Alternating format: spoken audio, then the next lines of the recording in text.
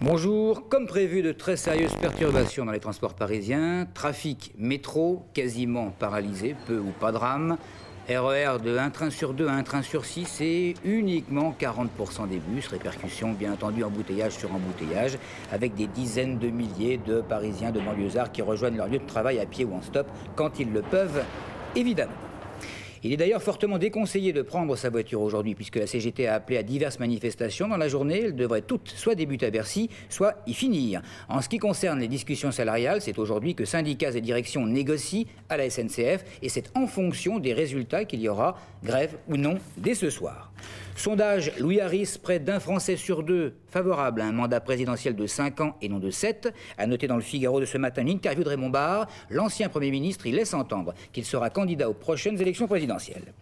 Aïssa, le jeune beurre de Mantes-la-Jolie, décédé à l'issue de sa garde à vue il y a quelques jours, sera enterré demain au Maroc. Ses parents ont appelé à un rassemblement devant leur domicile. Et puis toujours à Mantes-la-Jolie, cette nuit, un incendie criminel a sérieusement endommagé plusieurs salles d'un local municipal situé tout proche du quartier du Val-Fouré où résidait justement le jeune Aïssa. C'est la journée mondiale sans tabac. Diverses manifestations d'information dans de nombreux pays sont prévues avec le thème suivant: lieux et transports publics tellement mieux sans tabac. Sondage CSA, 89% des Français sont pour l'interdiction de fumer dans les milieux publics. La police espagnole n'a pas chômé. Les auteurs de l'attentat de la caserne de la garde civile avant-hier soir près de Barcelone ont été rapidement localisés. L'assaut de la maison dans laquelle ils s'étaient réfugiés a coûté la vie à 2 d'entre eux. Les autres ont été arrêtés. Le dollar encore en hausse au cours des premiers échanges, à un petit peu plus de 5,85 francs, 2 centimes de plus qu'hier à la clôture. Et puis la météo, elle nous réserve un temps ensoleillé, mais avec des orages dans le sud et nuageux sur les côtes de la Manche. Le thermomètre, comme hier, de 15 à 26 degrés. Interflora, des fleurs dans le monde entier. Voilà donc pour l'essentiel. Dans un instant, Canalimo, Maryse, excellente fin de matinée.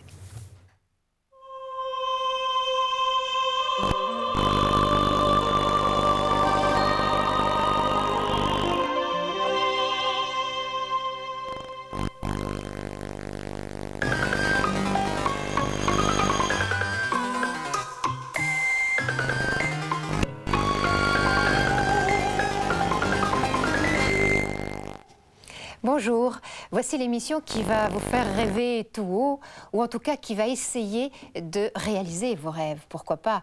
Encore aujourd'hui, avec nos amis du Nouvel Observateur, nous avons choisi pour vous des maisons étonnantes, rares par leur situation, ou étonnantes par leur prix aussi.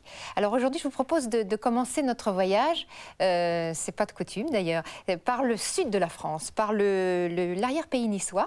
Ensuite, nous remonterons un petit peu vers le Luberon.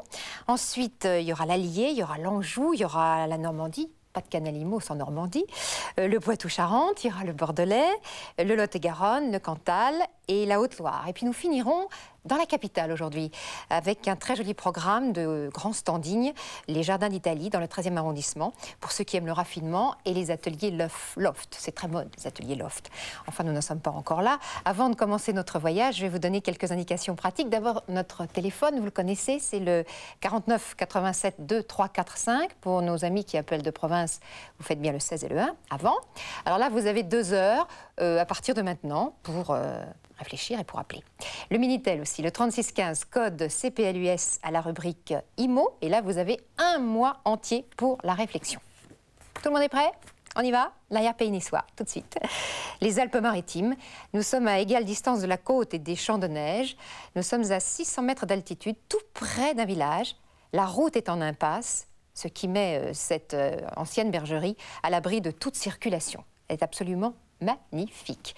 Une très belle propriété, construite sur les fondations d'une ancienne bergerie. Façade principale est exposée au sud avec une grande terrasse. La maison est construite en pierre apparente. Vous avez un living room très grand, 55 mètres carrés, avec un coin repas, 5 chambres, dont une de 30 mètres carrés, très grande, 2 salles de bain, 2 salles de douche, il y a 3 WC, beaucoup de placards, très important. Il y a un atelier, il y a une salle de billard aussi, il y a un garage pour 2 voitures, il y a une piscine. Il y a 280 mètres carrés construits. Le prix, 2 500 000 francs. Elle est belle, hein, elle me plaît beaucoup, moi. Elle est en parfait état d'entretien. Elle est placée au milieu d'un parc de 15 000 m², planté d'arbres d'espèces multiples et de toutes générations. C'est important aussi, hein, c'est ce qui crée une ambiance dans un endroit comme ça que l'on veut un peu féerique quand même. L'endroit est vraiment très beau. Il y a une zone, c'est une zone de silence total. Et le climat méridional aide, bien sûr, est idéal puisque l'altitude, je vous le rappelle, est à 600 mètres. Très belle maison, très bon rapport qualité-prix aussi. On reste dans le sud de la France. On va quitter les Alpes-Maritimes pour aller à l'ouest, un petit peu à l'ouest, vers Aix-en-Provence, Avignon et Salon. Près d'un golfe, 18 trous d'ailleurs, facile d'accès par l'autoroute, je vous le signale. C'est une élégante bastide, 17e, 18e siècle. Il y a 250 m² répartis sur 3 niveaux. Vous voyez comme c'est joli déjà l'entrée. Au rez-de-chaussée, vous avez une cuisine équipée spacieuse avec cheminée, un très beau séjour avec cheminée également, il y a des cheminées partout. Un très beau plafond provençal, il y a un bureau, il y a 2 pièces de 10 m² chacune. Au premier étage, vous avez 3 chambres, une salle de bain, une salle d'eau et une lingerie. Au deuxième étage, vous avez une chambre de 10 m², une grande de 35 m², avec un grenier, il y a un garage de 80 m², il y a une cave, il y a des sous-sols de 70 m², donc vous pouvez là aussi aménager. Le prix, c'est 2 600 000 francs. Le jardin est clos par un mur de pierre, il y a 550 m² de jardin. Il y a une grande terrasse dallée de pierre ancienne qui lui donne une intimité, comment dirais-je, florentine. Vous voyez un peu cette ambiance-là, grâce au cyprès, il y a des figuiers, il y a des oliviers centenaires. La qualité de la restauration, en fait, est vraiment exceptionnelle. C'est pour ça que je le souligne. C'est une maison, disons, n'ayons pas peur des mots, c'est une maison luxueuse. Alors là, nous allons quitter Aix-en-Provence et nous allons faire un peu plus de 500 km au nord, vers le centre de la France, à 35 km de Moulins et de Montluçon.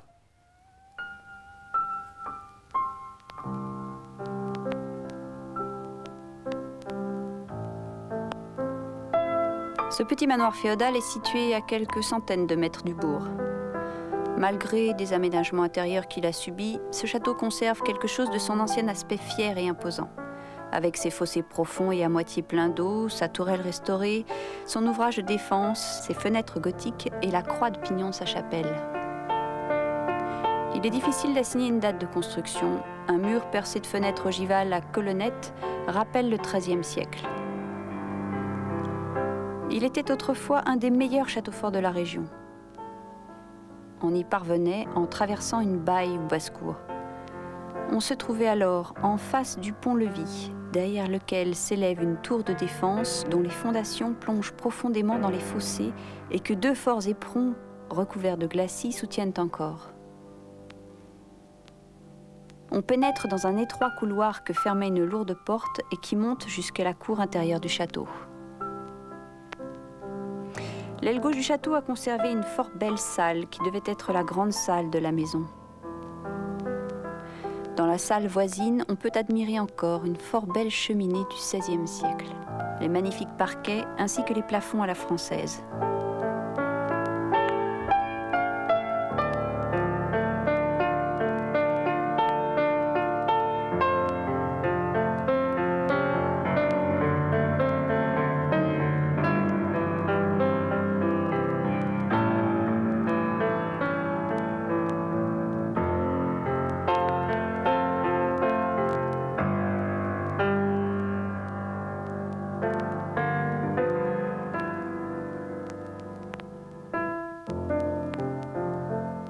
Ce château qui appartenait au duc de Bourbon est aujourd'hui inscrit à l'inventaire archéologique et technique du département de l'Allier.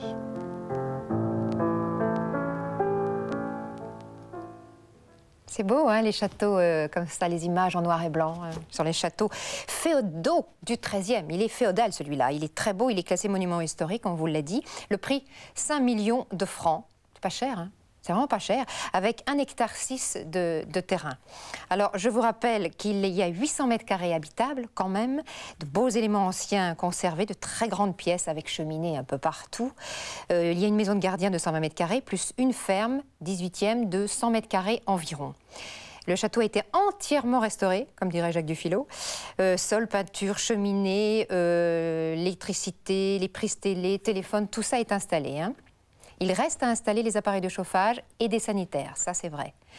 L'historique de ce château est très très riche, on vous l'a dit, il a appartenu au duc de Bourbon.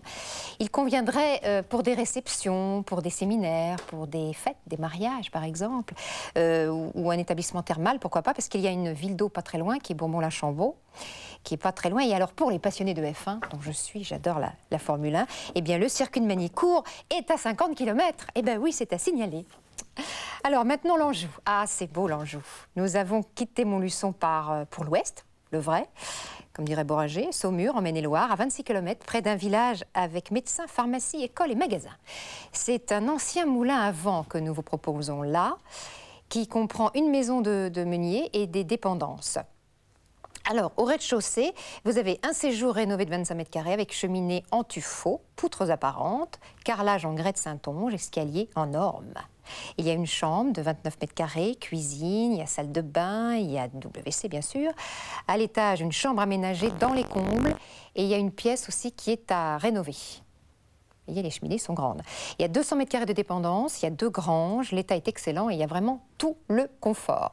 L'eau, l'EDF, le téléphone, chauffage central au fioul. Il y a un terrain de 2350 mètres carrés aussi. C'est une région magnifique. Je ne vous ai pas dit le prix, 630 000 francs.